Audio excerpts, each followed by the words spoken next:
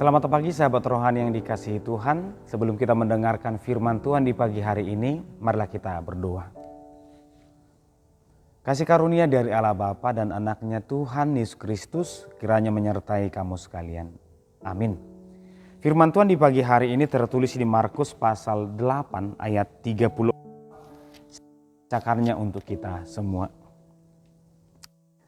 Lalu Yesus memanggil orang banyak dan murid-muridnya dan berkata kepada mereka, "Jika seseorang mau menjadi pengikutku, ia harus menyangkal dirinya, memikul salibnya, dan mengikut aku."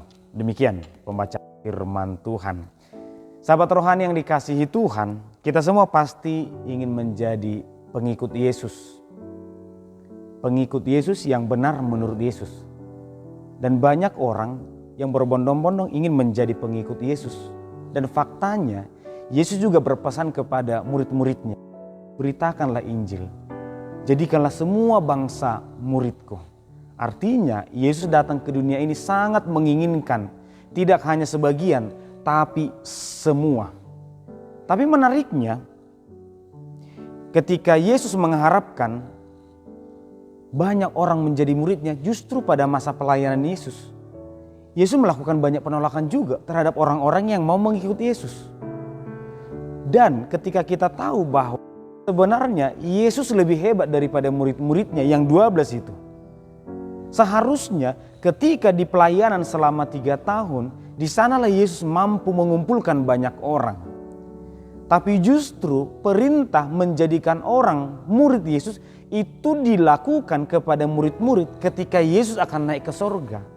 Bukankah lebih baik ketika perintah itu atau keinginan itu dijalankan ketika Yesus masih bersama-sama dengan mereka?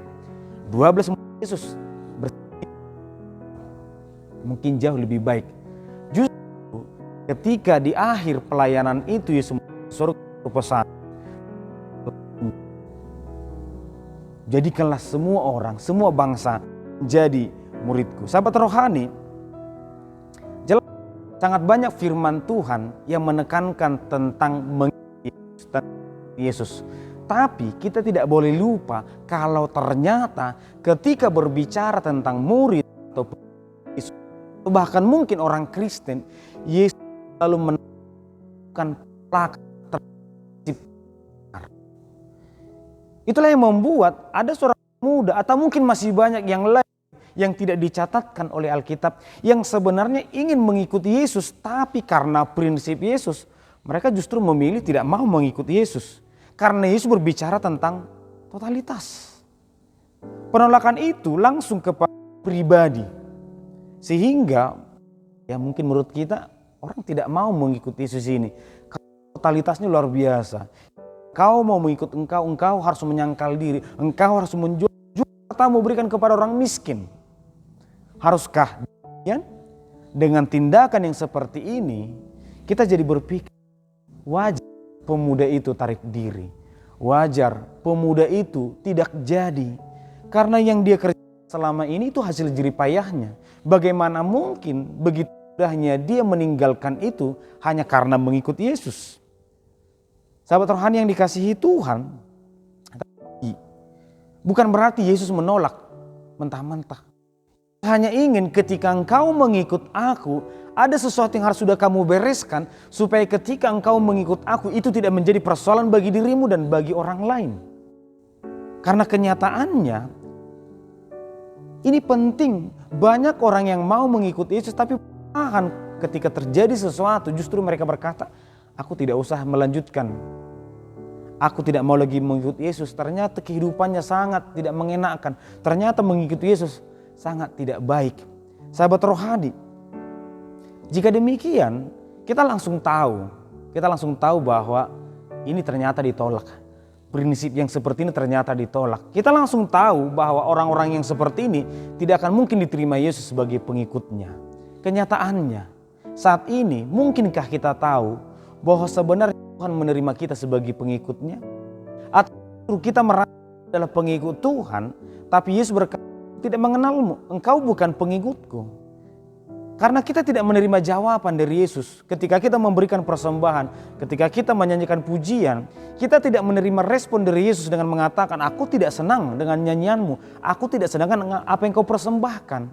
Akhirnya mungkin saya ragu apakah Tuhan menerima persembahanku, apakah Tuhan menerima aku sebagai muridnya, atau jangan-jangan Tuhan tidak pernah menerima saya.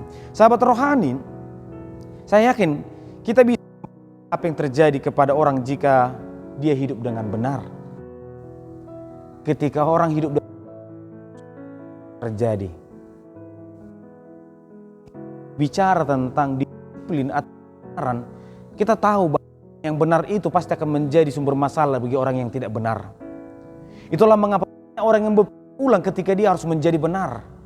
Ketika dia bekerja dengan orang lain, justru dia akan menjadi benar, maka orang yang harus disingkirkan. Atau banyak orang yang berpikir, ya sudah, tidak usah saya menjadi orang yang benar. Kalau toh saya harus dikeluarkan, saya harus dimusuhi mereka. Ya sudah, saya mengikuti arus. Sahabat rohani, itulah mengapa Yesus berkata, menyangkal diri, memikul salib, ikut aku, tidak diputar. Aku baru belajar menyangkal diri, baru belajar memikul salib. Kan kita bisa berkata kepada Yesus, Yesus terimalah semua itu, baru nanti di dalam belajar atau belajar di dalam. Bagi Yesus tidak demikian. Sebelum mengikuti Yesus, aku harus sudah selesai dengan diriku. Aku harus selesai dengan kemauanku, kedaginganku, harus kutanggalkan. Bahkan aku harus siap memikul salib. Maka kita tahu bahwa ketika orang mengikuti Yesus, dia harus bersedia memikul salib dari kebenaran itu. Inilah yang dilakukan oleh Petrus. Dan inilah respon Yesus terhadap Petrus ketika Yesus berbicara tentang penderitaan yang akan dia alami karena penyelamatan yang akan dia lakukan. Aku dibenci orang, aku akan disalibkan, aku akan diludahi. Tapi Petrus berkata, itu tidak boleh terjadi. Yesus marah. Dan Yesus memanggil banyak orang dan juga murid-muridnya dengan berkata, bahwa jika memikut aku, dia harus berani menyangkal diri, memikul salib, baru ikut aku. Artinya Yesus tahu bahwa memang itu, tapi aku bersedia mengalami itu. Bagi Petrus mungkin itu tidak boleh. Tapi ketika kita berkata atau Petrus berkata tidak boleh, justru Petrus mau mengatakan tidak usah lakukan Yesus.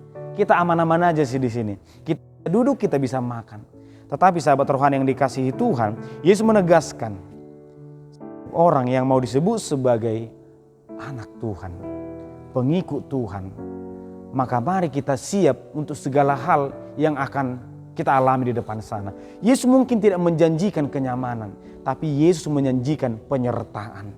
Yesus mungkin tidak akan melepaskan kita dari mara bahaya itu. Tetapi Yesus berjanji bahwa Yesus akan selalu ada untuk orang yang mau setia. Sahabat rohani yang dikasihi Tuhan, coba kita cek bahwa Petrus berbicara tentang karakter manusia, Yesus berbicara tentang karakter ilahi. Mana yang kita pilih? Kita semua dibimbing untuk menjadi murid Yesus. Maka mari membulatkan hati untuk mengikuti Yesus. Coba kita cek, seberapa sering perasaan mempengaruhi kita mengikuti Yesus. Seberapa sering keinginan mempengaruhi kita mengikuti Yesus. Maka ini tidak boleh terjadi. Tanggalkan, tinggalkan, dan campakkan. Maka kita mengikuti Yesus dengan segala konsekuensinya, tapi dengan segala janji yang indah dari Yesus kepada setiap orang yang mau setia. Tuhan memberkati kita. Kita berdoa. Terima kasih Tuhan, kami bersyukur untuk pagi yang indah ini. Tuhan menyapa kami dengan firman, agar kiranya kami selesai dengan diri kami sebelum kami mengikut Tuhan. Agar kiranya kami menyadari betapa berharganya menjadi seorang murid. Ajari kami Tuhan, agar kami membiarkan hati kami dituntun oleh Roh-Mu. Agar kami menanggalkan kedagingan kami. Berkati kami, agar kami belajar untuk menerima dan memikul salib kami dalam keadaan apapun. Dalam Kristus Yesus kami berdoa. Amin.